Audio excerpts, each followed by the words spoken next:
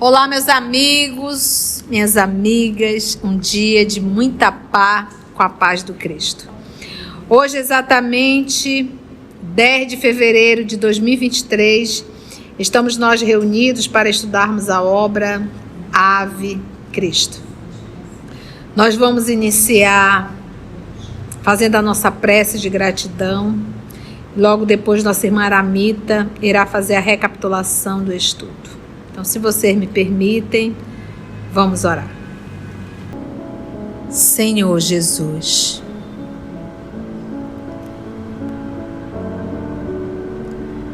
divino amigo de todas as horas,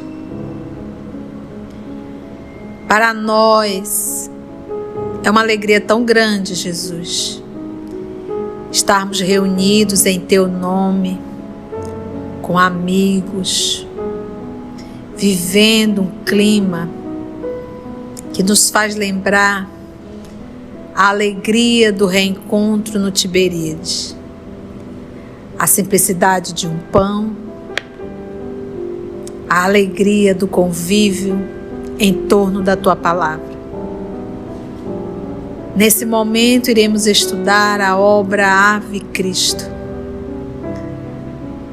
Como todos os romances de Emmanuel, nos falando da vida, da dificuldade, da renúncia, da resignação, do testemunho, da fidelidade. Mas acima de tudo temos aprendido, Senhor, como bem aprendemos na obra, que Jesus nunca vai ficar pobre de misericórdia. A misericórdia é tão grande, a atenção, o cuidado de Deus para com cada um de nós, enviando anjos para a nossa vida, sempre nos amparando e nos fortalecendo.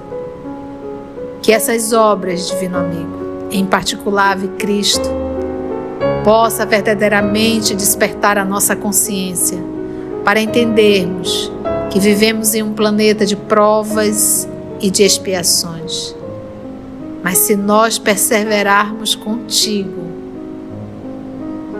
teremos vencido o orgulho, o egoísmo, a vaidade e a ausência da fé. Que os bons espíritos possam nos inspirar, nos conduzir, porque todos nós, divino amigo, estamos aqui reunidos em Teu nome. Graça te damos, que assim seja.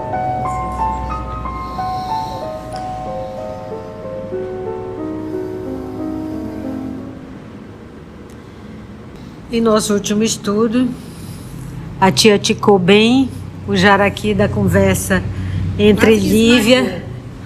Esmigalhou. Deu até para fazer uma mujica da conversa da Lívia com o Quinto Celso, onde o Quinto Celso pergunta para ela por que eles não vão para a rua cantar e receber o dinheiro mais fácil. E ela ensinou uma lição preciosa, que eu já tive a oportunidade de exercitar na semana passada, de disputar a satisfação de fazer o mais difícil, de não reclamar do trabalho difícil, da coisa difícil a fazer. E também ela nos ensinou que Jesus é o divino sol de nossas vidas, de nossas almas, e que Ele está esperando por nós, nos despertando para o bem e guiando-nos à vida imortal. Ficamos aí, tia. Que lindo, né? A gente até se emociona desse diálogo. Quinto Celso.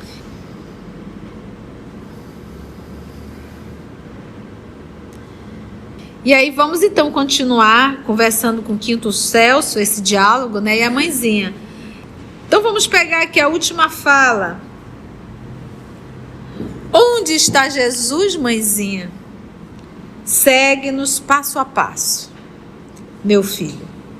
Sabe quando nos esforçamos por imitá-lo e conhece-nos as faltas e fraquezas? Porque lembra que nós falamos isso. Jesus é o modelo e guia. Logo nós temos que nos esforçar para imitá-lo.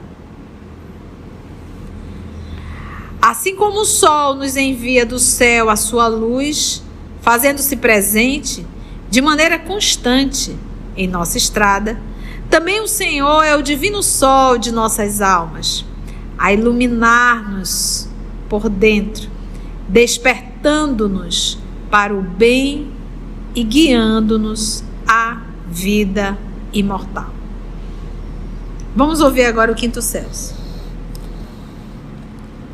Minha mãezinha Hortência dizia que ele era o maior amigo das crianças. Acrescentou Lívia carinhosa. Era e é, ainda e sempre. Jesus confia nas crianças, esperando que elas cresçam para a glória da bondade e da paz, a fim de que o mundo se transforme em reino de Deus. No livro Boa Nova tem um capítulo intitulado Velhos e Moços. Eu pude ouvir no nosso canal, mais uma vez, tive a honra, porque a obra Boa Nova é um espetáculo, me deu a vontade tão grande de fazer uma palestra, porque a fala do nosso Senhor Jesus ao Simão Zelote, porque a fala era de João Evangelista, né, do Tiago maior, Tiago menor, ali que eles tinham toda a força para fazer o trabalho, mas os idosos não iam poder. Então Simão Zelote, ele meio, né, André e Pedro, os dois irmãos também já de idade, ficaram ali sem dar muita atenção para o que os jovens estavam falando. Mas o Zelote se incomodou bastante porque ele já tinha idade e se sentiu incapaz. E a fala de Jesus, então a criança é a semente, o jovem é a ramagem e o idoso já é o fruto.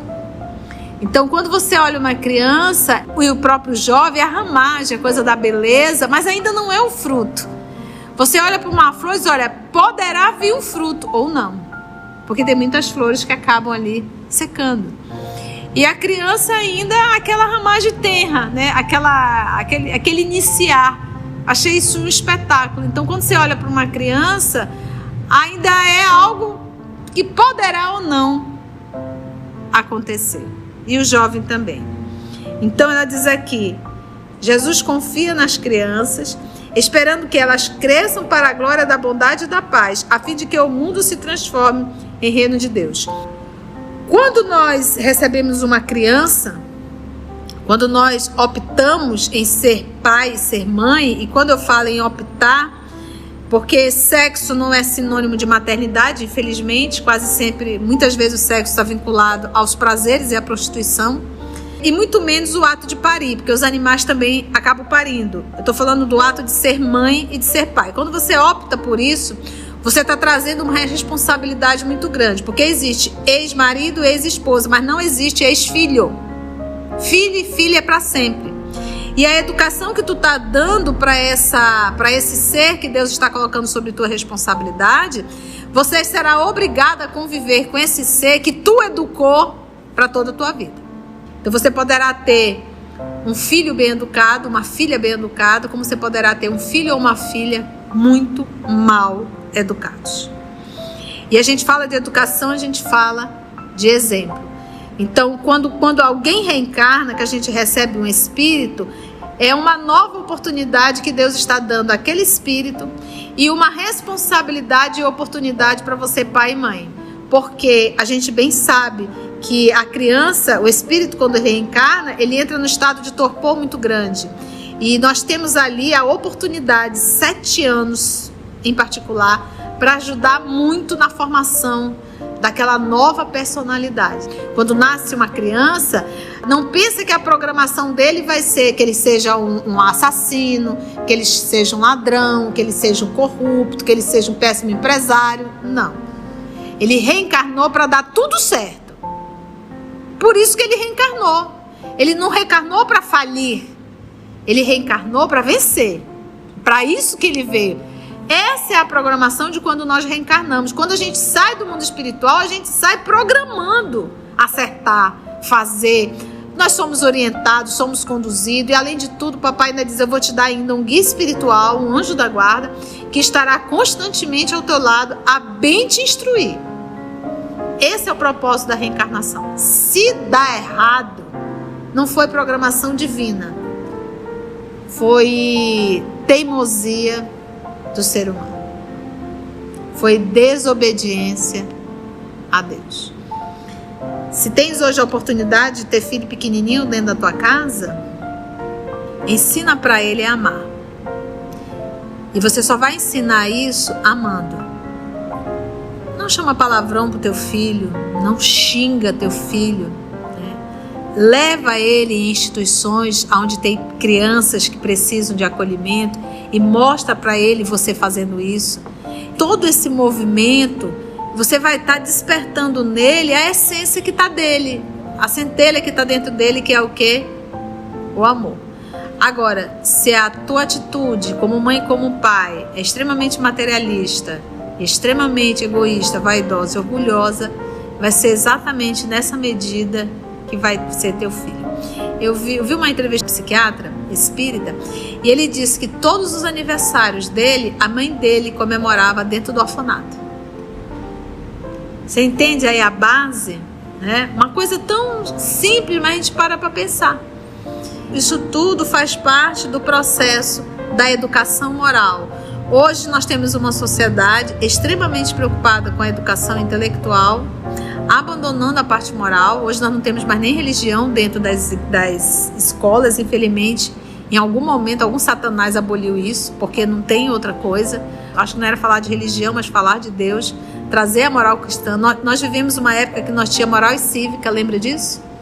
Nas escolas, nós também perdemos isso.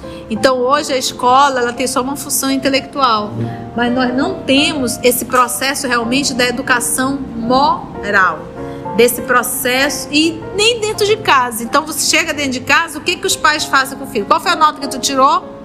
Já fez o dever de casa? Qual foi a nota que tu tirou? Já fez o dever de casa? E fica em torno disso. Passou nas provas? Olha, eu tô pagando a tua escola, é caríssima. Você não me decepcione. E a gente acha que educar é só isso. Então não encosta com a criança na hora de dormir para ler uma história moral, ler uma historinha de Jesus, fazer uma prece. Não tem absolutamente nada disso. Cadê a parte moral? Então vai ser um adulto o quê? Extremamente materialista, extremamente horizontal, tá? Então, quando ela diz aqui de forma muito inspirada, a Dona Hortência dizia que Jesus era amigo das crianças. Ele diz assim, olha, e ainda é, esperando que elas cresçam para a glória da bondade e da paz, a fim de que o mundo se transforme em reino de Deus. O mundo não vai se transformar no reino de Deus por um pozinho que Deus vai enviar, ou porque ele vai sacudir a mão e vai dizer, chegou. O reino de Deus ele vai ser instalado a partir do mundo íntimo de cada criatura. Quando eu for refletir Jesus 100%, quando a Carla refletir Jesus, a Narumi refletir Jesus, nosso Wesley refletir Jesus, aí teremos o reino de Deus. Quinto Celso abraçou a mãezinha espiritual com mais ternura. Sentou-se e recitou pequena oração de louvor e reconhecimento ao Divino Mestre. E sabe, gente, eu faço uma pergunta para os pais aqui presentes e para os pais que vão ouvir. Alguma vez você já sentou-se ao lado do seu filho ou da sua filha para fazer uma oração antes de dormir? Se você nunca fez isso, sinal de alerta. Você vai ter problema. Se nunca ensinou para o seu filho a oração antes da refeição para agradecer, que pena, você vai ter um robô. São coisas simples, mas grandiosas. Apresente Deus a seus filhos, porque afinal de contas, eles são filhos de Deus. Quinto Celso abraçou a mãezinha espiritual com mais ternura, sentou-se e recitou pequena oração de louvor e reconhecimento ao Divino Mestre e, logo após, segurando a destra de Lívia, adormeceu com a despreocupação de um pássaro feliz. Ficou ali segurando a mãozinha da mãezinha espiritual, né, da Lívia, e ali acabou adormecendo. A filha de Basílio, depois de tatear, porque lembra que ela é o quê? Você já experimentou tomar um banho, por exemplo, ou fazer algo com os olhos fechados? 100%? A Carla disse, tia, é chato. Continua tentando, que você vai descobrir algo bem diferente dentro de você. Você vai adquirir recursos e percepções que a gente não utiliza quando enxerga. E você vai conseguir enxergar muito mais com os olhos fechados. Musculação, ele já está aqui no nosso vídeo. Fazer exercício muscular de olhos fechados, você dá mais atenção para o músculo que está sendo. Porque aí você fecha os olhos externos e abre o olhar interno.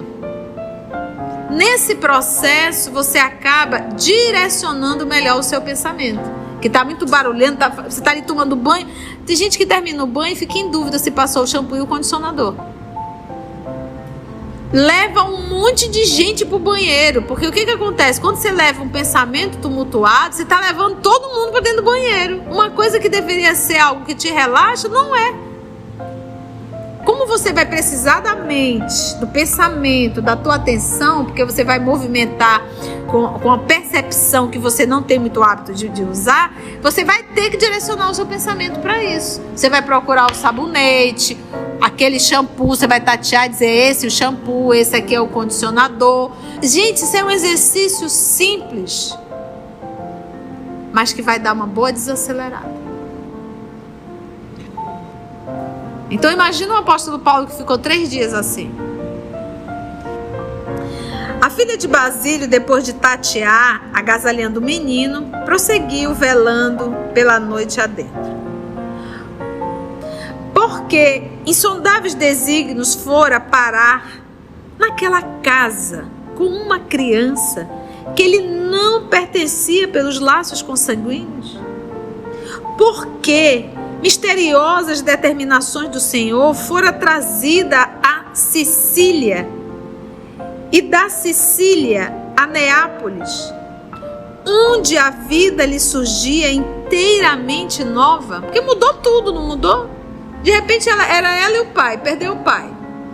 Agora de repente ela está numa outra cidade, já é mãe e cega. Onde estariam Tassiana e Blandina, que supunha nunca mais encontrar?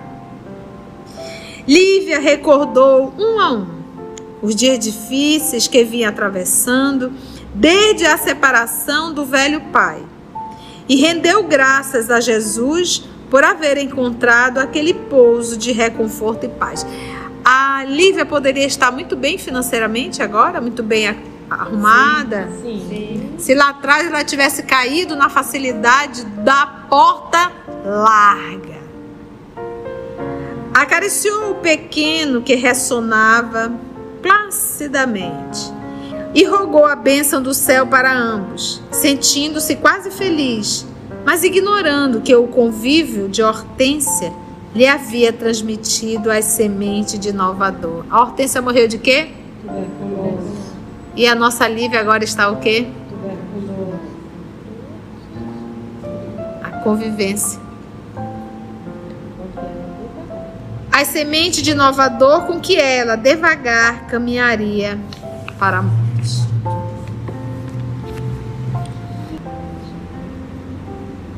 Nós finalizamos assim o capítulo 4 da segunda parte. E se Deus nos permitir, entraremos no nosso próximo estudo no capítulo 5, intitulado Expiação. Então, nesse capítulo aqui, eu vou pedir para nossa querida irmã Aramita fazer assim um en passant das lições desse capítulo. Hoje tem muito claro assim na minha cabeça: vai passar. Tudo passa. Até a alegria também passa. Porque nós não viemos à Terra para vivermos de férias. Nós estamos aqui para passarmos realmente por uma burilação. E todo burilar dói. Quando tudo está muito bem na nossa vida, que tudo está muito redondo, nós estamos assim numa pequena férias. Para daqui a pouco a gente se preparar para novas provas. É isso que a gente tem que entender. Então nós não podemos nos iludirmos que isso aqui é um planeta de lazer. Isso aqui é um planeta de provas e expiações, tá? Mas vai passar. O capítulo 4, como bem diz o seu título, chama-se Sacrifício. Começa com vendo a vida harmoniosa que eles estão vivendo em Lyon, a Lívia, o Basílio, a Blandina e o Tassiano, uma vida amigável, estão lá tudo de boa. E o Teódulo vê aquilo e já vê com as lentes da maldade, e chega isso aos ouvidos de Helena, que traça um plano, tirar o Tassiano e a Blandina daí para ela executar o plano de vingança contra o Basílio e a Lívia. E eles são presos, né? O Basílio morre e a Lívia fica como prisioneira, ela é separada, porque o intendente que veio do imperador se apaixonou por ela. E um dia a esposa desse intendente, que está em Lyon, ouviu a conversa e fica com ódio. Mulher secreta, né? Fica com ódio dela. E com quem ela vai se aconselhar? Com Helena, que tem o plano de cegar a Lívia. Pela serva, né? Vai, ela é cega. E ela manda o Teódulo matar a Lívia, mas não consegue. O Teódulo se apieda dela e a abandona. Pela segunda vez ela diz, mas né? Pela segunda vez ela abandonada e ela chorando. E aí que eu acho que assim, as duas maiores lições desse capítulo para mim é quando a Lívia, se sentindo abandonada, pensa no Basílio, né, o pai adotivo dela, e ele aparece e diz para ela que ela pode estar só, ela está sozinha, né, em solidão, mas ela não está desamparada. E aí eu recordo, como disse a tia, que a gente já aprendeu nas lições, que assim, Jesus não está pobre de misericórdia. Ela está só, ela está aparentemente abandonada, mas ela não está desamparada. Então é para ela confiar que o sacrifício dela é de outra ordem, porque ela disse que para ela ia ser muito bom se ela morresse junto no circo, por amor a Jesus. E aí a gente compreende que assim, ninguém tem a vida do jeito que quer. A gente tem a vida do jeito que precisa, com as lições que precisa. Eu não posso ter a lição da Carla, porque a lição da Carla é da Carla. Talvez a lição da Carla para mim fosse fácil e a minha para Carla não ia adiantar em nada. Então cada um tem a lição que precisa. E aí ele diz que o sacrifício dela é de outra ordem, né? Que é para ela confiar. E aí ela passa a confiar, conhece Quinto Celso, e a outra grande lição que ninguém está desamparado, e a outra lição é essa do trabalho, que em qualquer situação tem trabalho. E o Livro dos Espíritos diz o que é o trabalho, né? É qualquer emprego útil, não é só remuneração. E ela fala, né, para a gente disputar a satisfação de fazer o mais difícil. E às vezes o mais difícil para nós é o quê? Vou falar de mim, gente. É calar. É fazer uma coisa que é simples, mas sem reclamar. É pegar um saco de limão e separar, que o limão já está lá, né? O limão chegou. Eu nem plantei, eu nem fiz nada. Mas é aceitar isso na condição que está.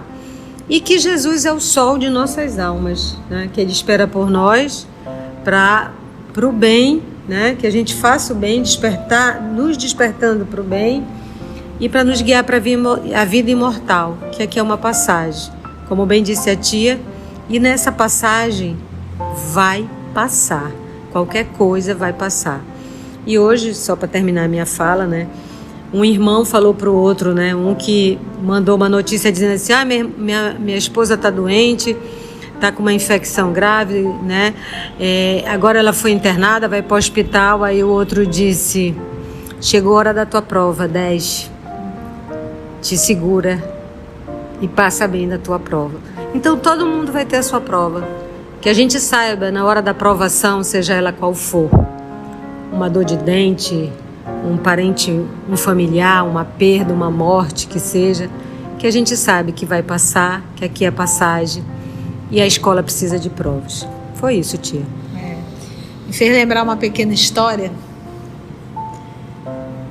2 irmãs, uma diabética e outra não. A diabética adora a doença. E a não diabética ali. A não diabética senta, faz um prato bonito, a diabética passa e diz assim: como é bom poder comer tudo isso. Eu nem posso. E a que está sentada diz assim: pode, comestes tudo, exceto o pão que tem nessa aqui, né? Comeste outro, integral. Lembra-te que tem pessoas que não podem comer nada via oral. Tem que ser tudo parenteral. Então, a gente sempre pensar assim. A gente tem um hábito, né, de achar que quando a gente está num sofrimento, é o maior sofrimento que tem. Tem sempre alguém vivendo experiências muito mais difíceis. Foi bom, gente, foi gostoso, né? Então vamos preparar o nosso coração para o próximo, se Deus assim nos permitir. E assim agradecemos a Deus, nosso Pai, agradecemos a Jesus, o nosso mestre por excelência, amor de nossa vida, e a todos os amigos espirituais aqui presentes. Graça te damos.